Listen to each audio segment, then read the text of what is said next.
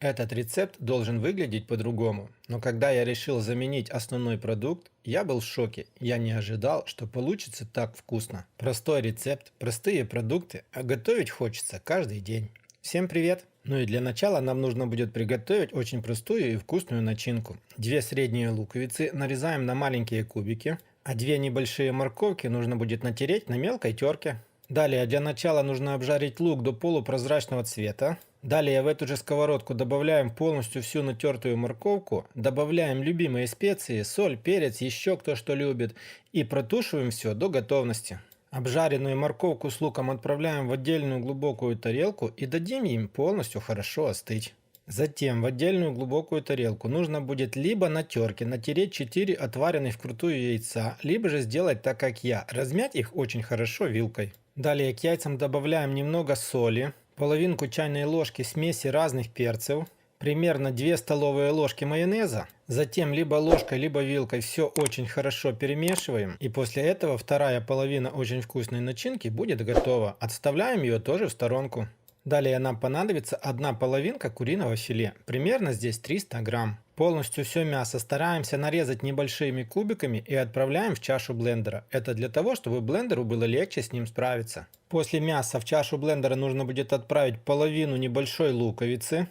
Сюда же в чашу я добавляю 1 чайную ложку соли, 1 чайную ложку смеси разных перцев. Также вы можете добавить еще свои любимые специи. Затем вливаем сюда молоко. Я вначале влил полстакана, но смело можно сразу же отправлять целый стакан. И еще в эту же чашу нужно вбить 2 куриных яйца. Затем накрываем чашу блендера крышкой и очень хорошо все перемалываем до однородного состояния. Во время перемалывания я все-таки отправил вторую половину стакана молока. Ее можно было отправить заранее, как я говорил. Получившуюся массу в блендере мы отправляем в отдельную глубокую тарелку. Сюда же в тарелку к тесту нужно добавить 2 столовые ложки муки.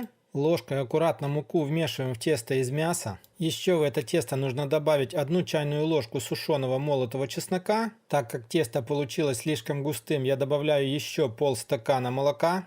И в самом конце 2 столовые ложки подсолнечного масла, после чего нужно все очень хорошо перемешать до однородного состояния. И у вас должно будет получиться тесто такое же, как вы делаете блины, но немножко густоватое. Затем сковородку устанавливаем на небольшой огонь, добавляем на нее небольшое количество подсолнечного масла, дадим ему хорошо раскалиться, равномерно распределив по дну всей сковородки. И после этого нам нужно будет обжарить блины. Смотрите, на одну порцию, на один блин я добавляю 1 черпак. Затем ложкой хорошо равномерно распределяю по всей сковородке, так чтобы нигде не было дырок в этом блине. Смотрите, первый блин будет делаться немножко сложнее. Дальше вы приловчитесь и у вас все будет получаться так, как нужно.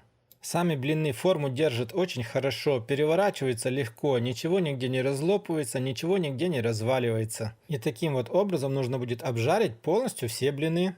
Далее обжаренный блин нужно отправить в отдельную тарелку. Пока вы будете обжаривать второй блин, этот первый вам немножко остынет. Ну и пока будет обжариваться второй блин, смотрите, на первый блин мы добавляем примерно 2 столовые ложки яичной массы, которую мы готовили. И равномерным слоем стараемся распределить ее на большую половину блина. Затем наверх на яичную массу вот такой вот небольшой полоской добавляем примерно 2 столовые ложки морковки с луком. А затем просто все аккуратно сворачиваем таким вот образом, как будто бы вы делаете блинчики с начинкой.